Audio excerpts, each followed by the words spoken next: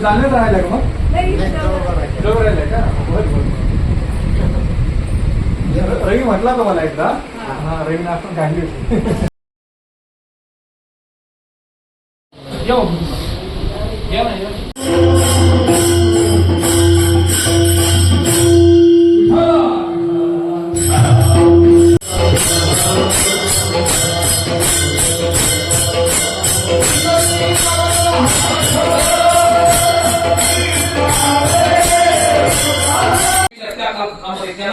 त्याचा परिणाम चांगला झाला आणि साधू उपासनाचे शब्द हे गुरुजीने आपल्या जीवनामध्ये खरंच याचं कधीच खंडन केलं नाही. कारण आपण साधूचा सहवास केला कारण गुरुवर्य वैकुंठवासी आमचे गुरुबंधू ज्येष्ठ म्हणायला अडचण नाही.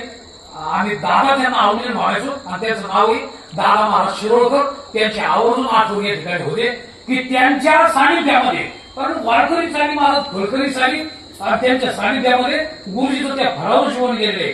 कारण भगवान महाराज शिवणीकर शिरोडकर दादा त्याचनंतर मला असं वाटतं हांडे महाराज असा 4 जणांचा धनुपंत दादांचा हा जो फळ आहे त्या फळातले अनुयायी आणि त्या अनुयायी कोणाला म्हणायचं नाही महाराज त्यांनी जे सांगितलं त्याचं अनुकरण करायचं काम मला असं वाटतं आमच्या गुरुजीने केलं. साधो संघ आणि त्याला अनुसरण उपासना कारण आपण संतोपदुत्पन्न सती याला महत्व नाही. सदाचार संपन्न सती याला महत्व आहे. नुसतं सदाचार संपन्न सती याला महत्व नाही. स्वपूर्वज अनुष्ठित नियमाचार संपन्न सती स्वतःचे जे पूर्वज आहे याच्या नियमाचार आपण पालन केला पाहिजे आणि त्याच्यावर थांबायचं नाही महाराज. कारण स्वपूर्वज वत नामक निष्ठत्वेन भगवत साक्षात्कार कृताहारी संता म्हणजे भगवंताचा साक्षात्कार झाला पाहिजे. या सर्व लाईन जर आपण हे परिसरात्मक भाषा आहे तर्कसंघाची पण या सर्व भाषेला आपण जर विचार केला तर गुरुजी तंत जीवन मला असं वाटतं हे जगले आणि जनसामान्यापर्यंत आपल्या वारकरी संप्रदायाचं काम अतिशय निष्ठापूर्वक निष्कामतेने निष्कलंकतेने ग्रस्त आश्रमाचा स्वीकार करत असताना अत्यंत कठीण परिस्थितीमध्ये मला असं वाटतं सामान्यापर्यंत भोजनाची जी पद्धत आहे कारण आपल्या घरामध्ये ज्ञानाला महत्व नाही.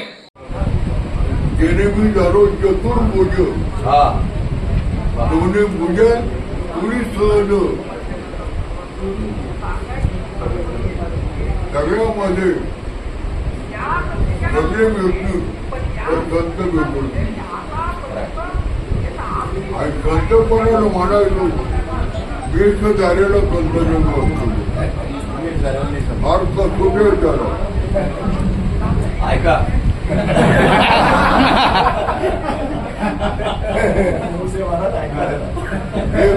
प्रकल्पमाने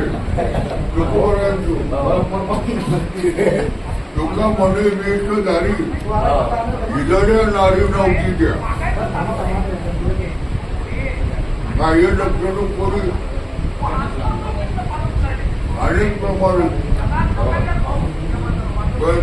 सगळे जेवढं माझे बरोबर पुण्यापासून औरंगाबाद पासून लोणार तो सगळा भागात 100 गावचे लोक आले.